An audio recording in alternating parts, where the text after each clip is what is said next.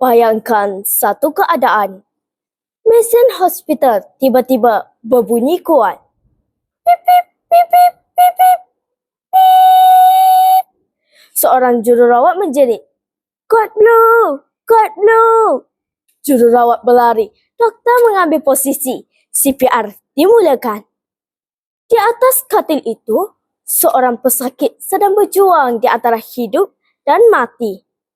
Dalam saat genting itu, semua orang hanya mempunyai satu misi, menyelamatkan nyawa.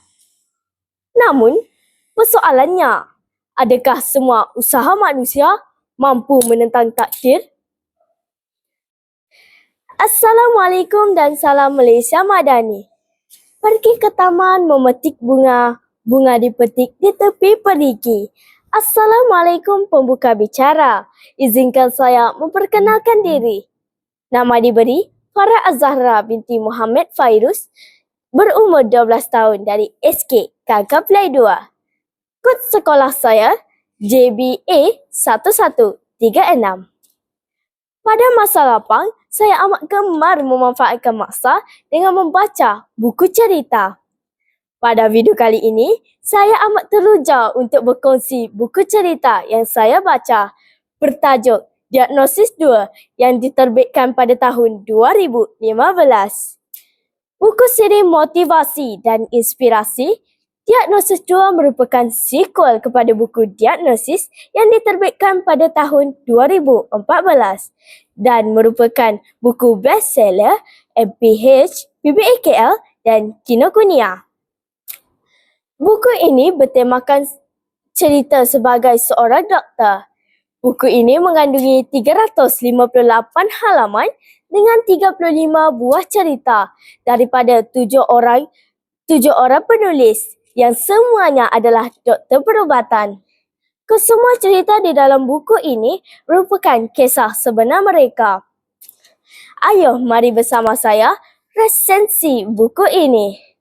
Salah satu tajuk cerita yang saya amat gemari di dalam buku ini adalah Kod Blue Ar-Rahman Ar-Rahim, hasil tulisan Dr. Mahfiz Zeral bin Mamat. Cerita ini menceritakan Dr. Mahfiz sendiri merawat seorang pesakit yang bernama Pak Cik Rahim. Pak Cik Rahim menghadapi masalah di paru-paru. Pak Cik Rahim amat dikenali dan disenangi oleh jururawat dan petugas hospital kerana keramahannya, termasuk Dr. Mahfiz. Dr. Mahfiz berasa kasihan dengan Pak Cik Rahim kerana sepanjang diwat tiada siapa ahli keluarganya yang datang melawat. Plot klimak pada akhir cerita ini, apabila Pak Cik Rahim meninggal dunia, Dr. Mahfiz akhirnya mengetahui bahawa Pak Cik Rahim adalah datuk kandungnya sendiri. Ini kerana Pak Cik Rahim telah meninggalkan ibunya semasa masih kecil. Ini juga menjadi jawapan mengapa Dr. Mahfiz terasa selesa dan selamat dengan Pak Cik Rahim. Terdapat banyak nilai dan pengajaran dari cerita ini. Kita perlu menghargai jasa dan pengorbanan seorang doktor kerana pada mata kasat kita mereka kelihatan kuat dan tenang.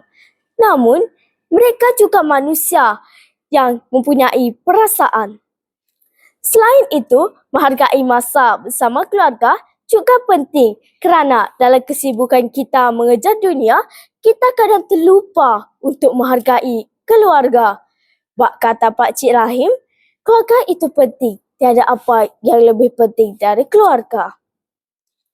Pada pendapat saya, gaya cerita dan bahasa dalam buku ini sangat mudah dan santai.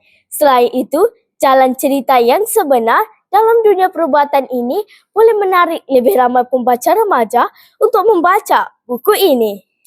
Ilustrasi buku ini juga pada pendapat saya agak sesuai kerana ia membuatkan pembaca merasa rendah hati kepada Tuhan dengan gambar seorang lelaki yang sedang berdoa dengan latar belakang warna hitam kelabu. Penggunaan istilah perubatan yang asing bagi saya seperti Kod Blue, Houseman, ECG dan banyak lagi ternyata menambah kosakata saya. Pengakhiran cerita ini memberi pengajaran kepada diri saya bahawa kerjaya sebagai seorang doktor sangat mencabar. Ada kalanya mereka perlu bekerja lebih 33 jam melayan pelbagai kerana pesakit. Ia membuatkan saya lebih menghargai jasa mereka. Kesimpulannya dari cerita ini menekankan bahawa kita perlulah menghargai masa bersama keluarga dan menzahirkan kasih sayang kepada mereka. Sekian, terima kasih.